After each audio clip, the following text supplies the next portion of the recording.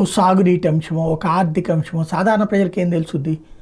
ఎవరి మాటలు నచ్చితే వాళ్ళది, ఎవరి మాటలు నచ్చకపోతే వాళ్ళు చెప్పేది నిజం చెప్పిన అబద్ధం అనిపిస్తుంది, నచ్చిన వాళ్ళు చెప్పింది అబద్ధం చెప్పినా నిజం అనిపిస్తుంది.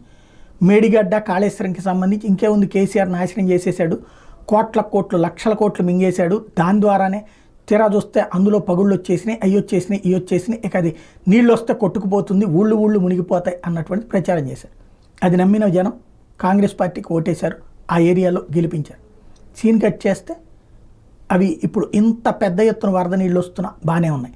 అంటే ఆ అబద్ధాన్ని నమ్మి ప్రజలు ఓటేసినటువంటి వేళ అలాంటి అబద్ధపు విష ప్రచారం చేశారని ప్రజలకు చెప్పేందుకోసం మేడిగడ్డకి బీఆర్ఎస్ వాళ్ళు బస్సులో వెళ్ళడం అన్నట్టు. గతంలో అదంతా పాడు చేసినటువంటి వంతెనని చూపెట్టడం కోసం కాంగ్రెస్ పార్టీ బస్సు యాత్రకు వెళ్తే ఆపించింది కేసీఆర్.